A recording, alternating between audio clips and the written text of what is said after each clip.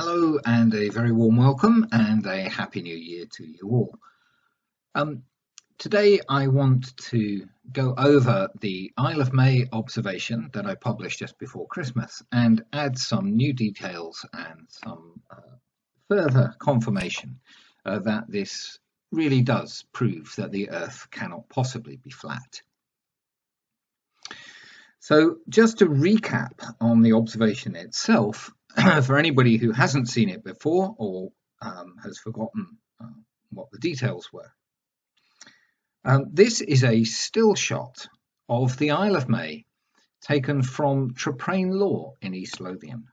Traprain Law is a hill which is 221 metres tall. I wasn't quite at the top of Traprain Law when I was shooting this video. The video that the still is taken from. I was shooting a video just to confirm my location on Traprain Law for some other observations that I've made that also prove that the Earth cannot possibly be flat. But it turned out that I serendipitously captured this picture of the Isle of May, and that this also shows that the Earth cannot possibly be flat. So the distance from my camera to the Isle of May is 25.9 kilometers, and the camera was at 210 meters above mean sea level. That was established using Ordnance Survey maps overlaid onto Google Earth and identifying locations on Traprain Law where the 210 meter contour line was located. The lighthouse focal height is given as 73 meters. So that's this point here on the lighthouse. The lamp itself is 73 meters above a sea level datum. Now, there's some debate about whether that sea level datum is mean sea level or a high water average sea level datum. If it was a high water average sea level datum, that would mean that the focal height of the lighthouse is about 77 or 78 meters above mean sea level. So relative to our camera height, which is above mean sea level, it might be slightly higher than this 73 meters, but not very much. And it doesn't affect the analysis of this original picture a great deal. So we've identified this point here as being 73 meters above, we'll say, mean sea level. But you can add the extra 3 or 4 meters on if you want to. The question I've asked is, on a flat Earth, on a flat Earth, how can the horizon be lower than the 73 meter focal height of the lighthouse? Now, maybe the significance of that question is lost on some people. I tried to explain the significance of it in 2 ways in my original video. Firstly, I put the appropriate figures into Walter Bislin's advanced curvature calculator stroke model. And so on the left here, we have what Walter's calculator predicts for a flat Earth. And on the right, we have what it predicts for a globe Earth for the same observation. So I've used a camera height or observer height of 210 meters. And I've placed this object, this generic mountain object, at 73 meters tall and 25.9 kilometers from the observer. So the top of this generic mountain is the focal height of the lighthouse. It is where the lamp should be on the lighthouse. Now, as we see here, the horizon and eye level in Walter's model is way above the focal point of the focal height of the lighthouse. Now, some people have complained that this horizon is drawn far too high, because in reality we can't see that far into the distance. If the Earth was flat or not, the atmosphere obscures our view going into the distance. So a little later in this video, I will address this question: how much further into the distance do we need to go before we get up to, well, up to say this line here, which is still a considerable distance above the focal height of the lighthouse.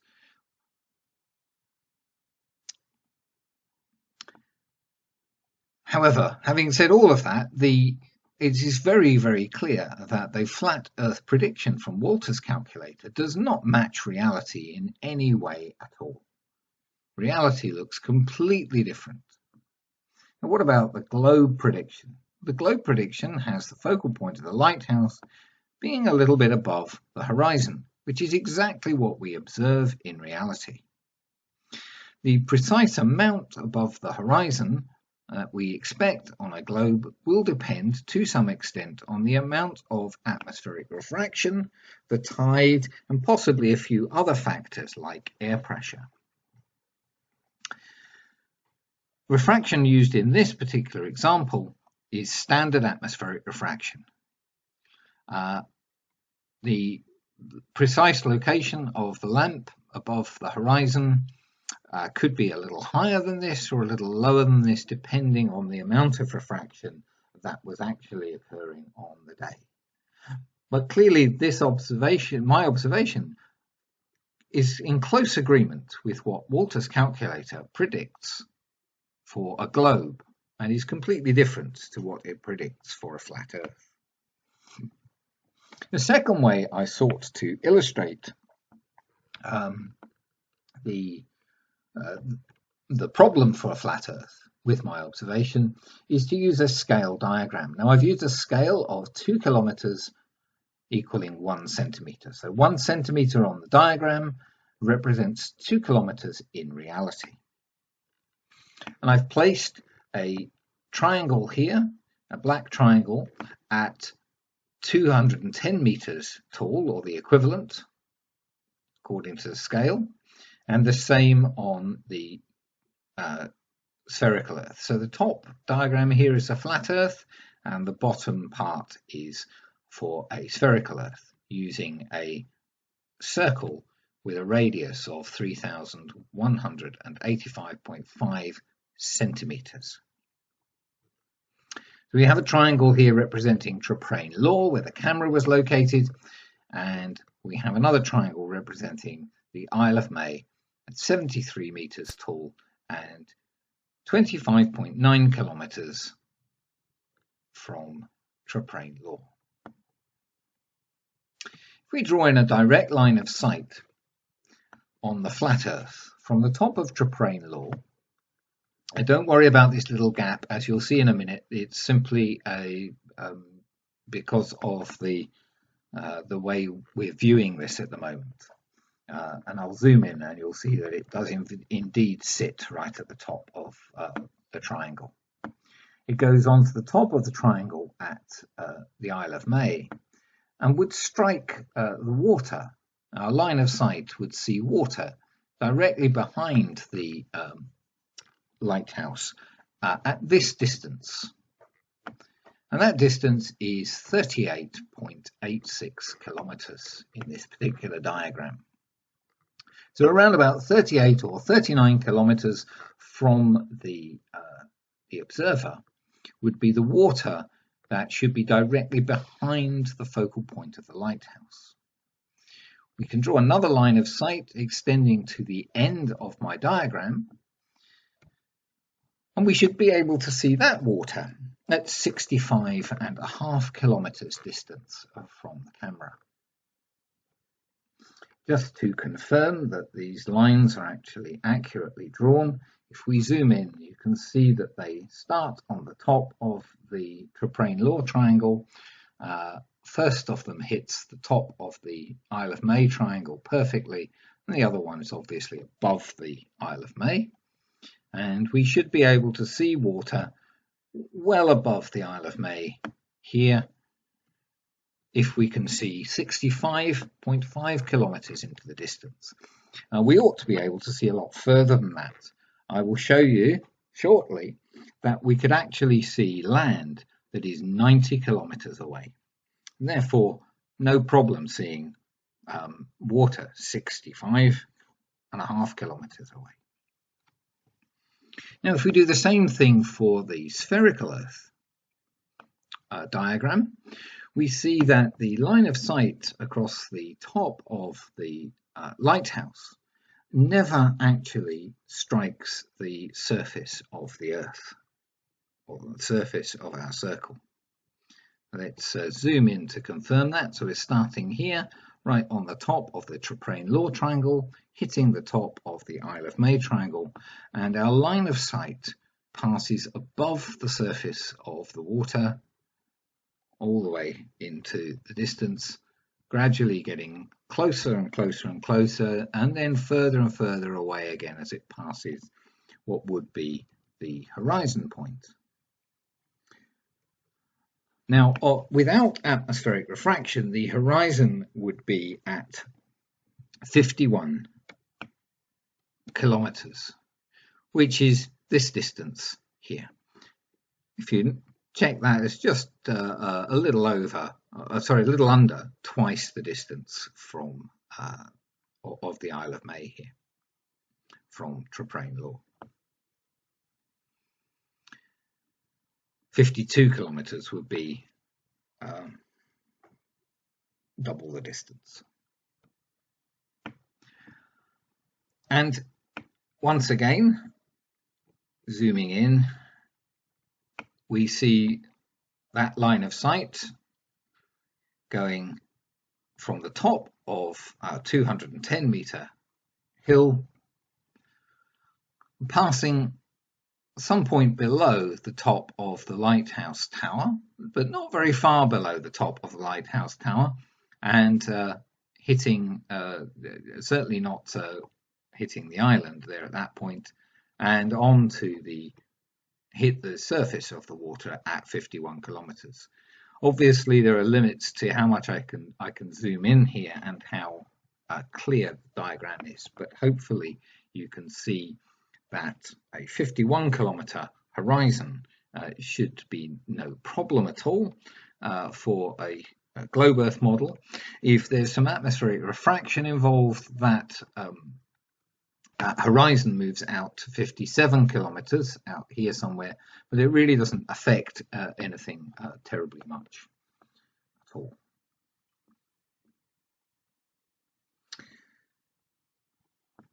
So we see in reality something that matches what we expect on a globe Earth almost perfectly. What we see is impossible if the Earth is flat.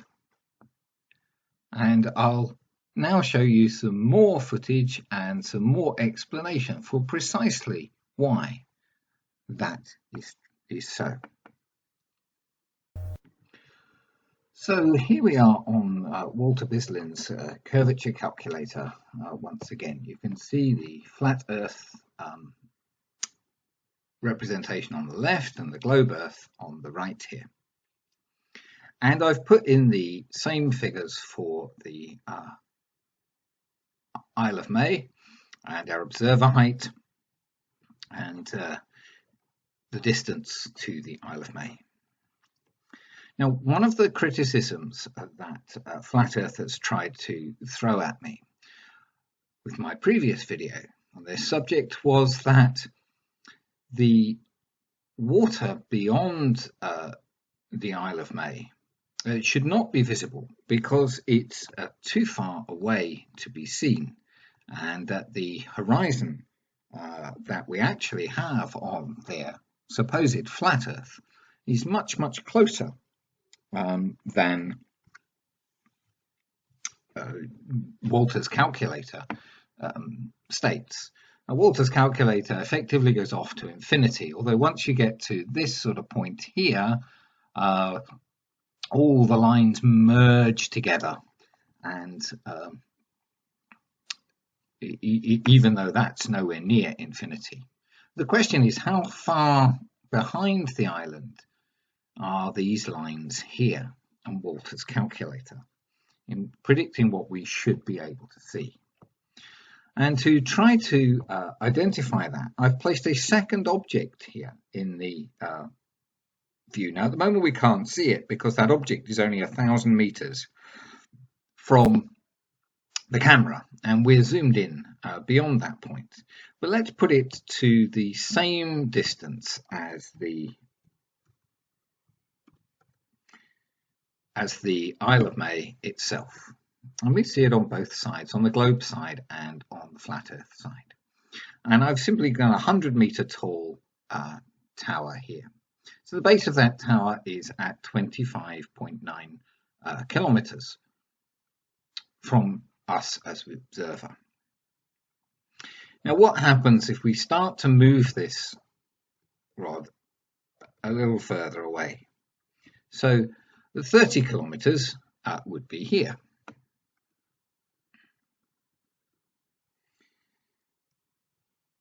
38.8 kilometers. Oops, I've not done that right. I think it was 38.86 kilometers is here. As we saw, that's where we expect the to be able to first see water past the focal point of the lighthouse, and indeed the base of this tower is lined up pretty well with that. Let's go out to 50 kilometers. This is well, let's do 51 kilometers. This would be the horizon on a globe Earth with no refraction. You can see on the globe side it goes out to almost the horizon because we've got refraction included here on this side. And we know we can see 50 kilometers easily from our vantage point. As I said, I could see land, and I'll show you that in a moment. This is 90 kilometers away. 50 kilometers is no big deal. And here we clearly see that this is way above the top of the island. My diagram went out to 65. Was it 65 and a half? Well, never mind. 65 kilometers. That would be here in Walter's calculator. And I could see land that was, well, let's say 90 kilometers. I think it was 94 kilometers, but say 90 kilometers. So this point here would be 90 kilometers from the observer and should still be visible. This is, I would say, the lowest point that our horizon could potentially be on a flat Earth. And I would say that if an object was large enough, this is only 100 meters tall, it should be clearly visible at the horizon. Notice that the our 100-meter tall object here on the globe side is now way beyond the horizon and starting to disappear from view.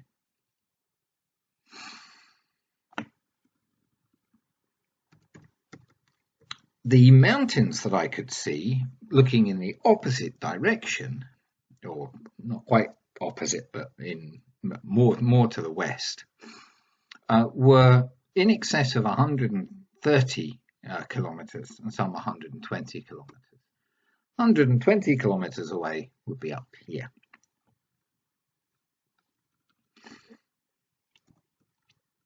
$150 kilometers, and I would not expect to be able to see much further than this on a flat Earth.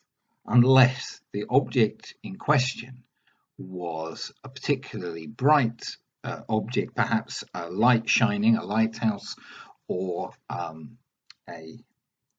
something very reflective with a lot of direct sunlight hitting it. I would not necessarily be able to expect to be able to see it much beyond 150 kilometers, but that's up here. So clearly we should be seeing plenty of sea above the height of the lighthouse on a flat Earth. Even if you go for only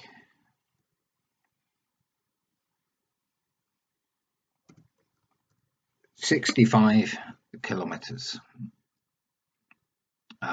before the horizon starts to become indistinct on a flat Earth, there is still a large amount of water that should be visible above the height of the lighthouse. So to suggest that for some reason the horizon on a flat Earth should be down here is just complete and utter nonsense. So on the 29th of December, I visited Traprain Law once again in an effort to get some more footage of the Isle of May, amongst other things. Here you can see I'm trying to show that I've got the camera as level as I can according to this circular spirit level that I've placed on top of the camera. And you can see the bubble is pretty much centrally located. The camera is pointing out towards the Isle of May. And while I let you see me setting up the camera actually starting to record, I'm going to turn the original sound on from this video on my camera phone so you can hear how windy it was. So it's a bit difficult to see with the glare, but I will zoom in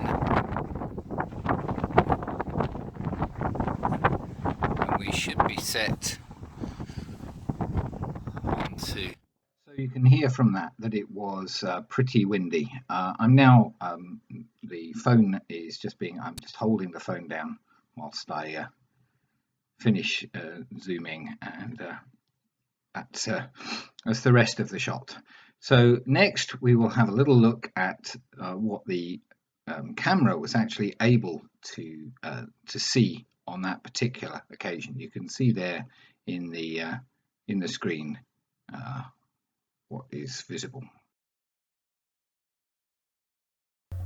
So here is the footage from the camera, having first leveled the camera. The horizon looks like it's very much in the center of the field of view at the moment, but actually as we zoom in, you'll see that it really isn't once a little bit of zoom is applied. It drops below the center of the screen as we zoom in. Now the Isle of May has gone slightly out of shot here, so I'll zoom back out a little bit so we can get most of the Isle of May into the shot. And you'll see that the horizon is now below the center of the screen being eye level, as was established with the spirit level. Now, because the Isle of May is very, very slightly off out of the center of the shot here, I moved the camera. The tripod has a sort of lock on it for panning, and I move it across so that the horizon stays in the same sort of place. You'll see it wobble around a bit because I'm holding the camera, moving the camera. Very, very slight movements are going to affect things, but by and large, once I reposition that, it's in the same place as it was before. And as we zoom in further, you'll see the horizon drops lower. We're zooming in, so it's effectively magnifying the discrepancy between the horizon and the eye level, the center of the screen, as we zoom in. And you can see that even though the observation is towards the bottom of the shot, it makes no difference. And we'll look at that in a moment. As I zoom in completely, we see only sky. As I zoom back out, the horizon comes back into view. And here we are at a sort of midpoint. Now I've slowed the video down here because at this point I take the lock off the camera and I tilt the camera down and up. In fact, I tilt it up first so we're getting more sky in the shot. And still the observation remains the same. The horizon moves to the bottom of the shot and the lighthouse remains level with the horizon or just above the horizon. As we move the camera downwards, tilt it downwards, makes no difference to the observation. The lighthouse and the horizon move together. They stay relative to each other exactly the same. Tilting the camera makes no difference. There is no need for me to, in the original video or the original photograph, to have positioned the camera so that it was exactly level. It makes no difference to the observation whether the camera is level or whether it is tilted up a little bit or down a little bit.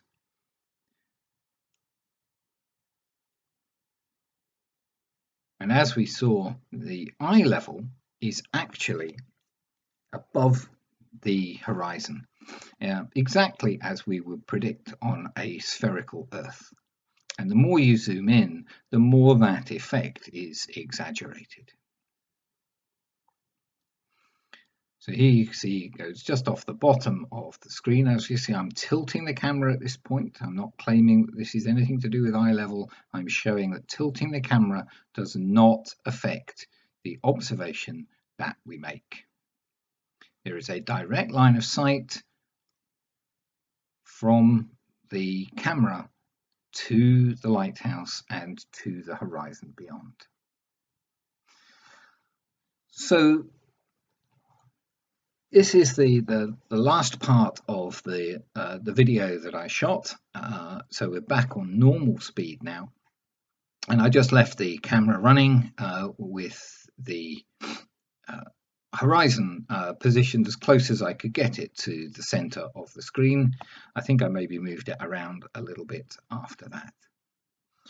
But the point being made here is that the criticisms of the original observation, that the camera was not leveled before the observation was made, are completely fallacious criticisms. It makes no difference to the observation at all. And when we do level the camera completely, we can demonstrate that the horizon is considerably below eye level. It is considerably below a level point of the camera, at least from the level of accuracy that we can get using a small spirit level.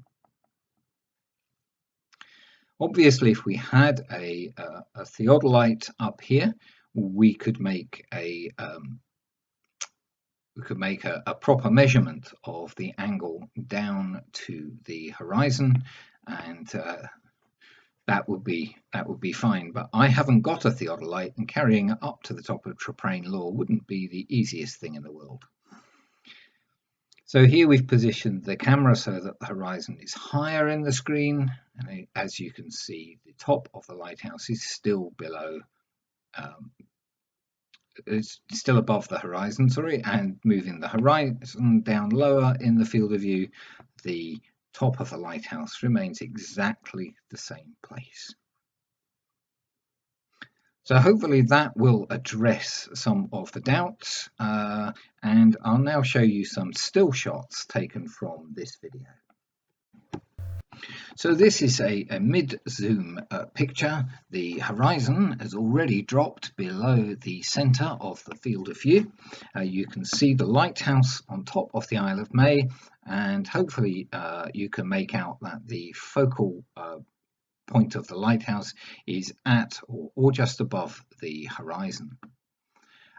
I just want to point out the dark band just above the horizon. This is the a bank of cloud that was out into the North Sea, and it's not land, and it's not where the true horizon is. Hopefully you can see that the top of that bank of cloud is somewhat irregular, whereas the true horizon, the water horizon, is indeed flat.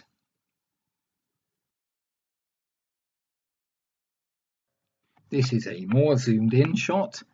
Here you can see the focal point of the lighthouse a little bit more clearly, and it appears to be pretty much bang on the horizon. Remember, we're at a higher elevation here at 221 meters, and so we would expect the focal height of the lighthouse to be a little bit lower.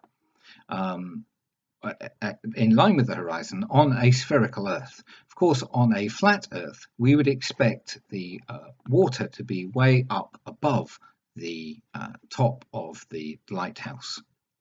You can see here again the cloud in the far distance. It was a long way away. Again, on this day, I could see more than 90 kilometers. So that cloud was a long way in the distance.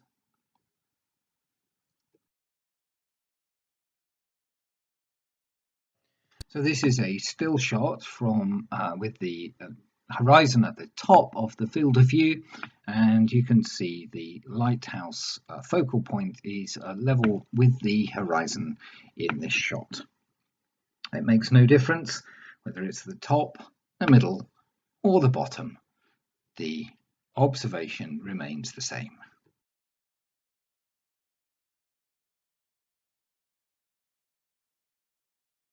Now a still shot with the horizon located in the center of the frame. And yes, the focal height of the lighthouse is still on the horizon, or maybe just below. It makes no difference whether we're at the top, the middle, or the bottom. The observation remains the same.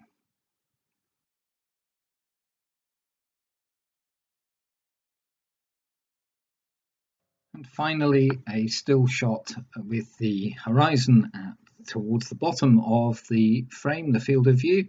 And once again, the observation remains exactly the same. The focal point of the lighthouse sitting on or just above the horizon. It makes no difference how much the camera is tilted. The observation remains the same.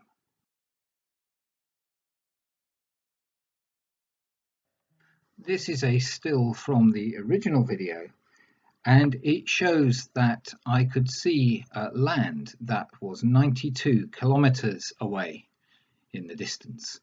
So if I can see land 92 kilometers away, there's no reason why I shouldn't be able to see water that is also 92 kilometers away. The suggestion that the horizon is closer is completely false. So finally, a challenge to the flat Earth community. Explain how this observation is possible on a flat Earth. Don't whinge about camera tilt, about camera being level, or anything else that is irrelevant. Explain how this observation can be made on a flat Earth. Remember, I have now made this observation on two separate occasions, both from 210 meters and from 221 to 222 meters. The observation is essentially the same in both cases, and the horizon is level with or just below the focal height of that lighthouse. That is impossible on a flat Earth. So this observation, several others that I have made, and many observations by other people prove that the Earth cannot possibly be flat. In the light of this, there is only one honest course of action for any flat earther to take, and that is to state clearly and categorically now that they know the Earth is not flat. If they still have concerns about the spherical Earth model, then yes, let's have a conversation about that. Let's examine all the available evidence and let's see whether it points to a spherical Earth or some other shape of the Earth. But we have established beyond any doubt whatsoever that the Earth cannot possibly be flat. Thank you for watching.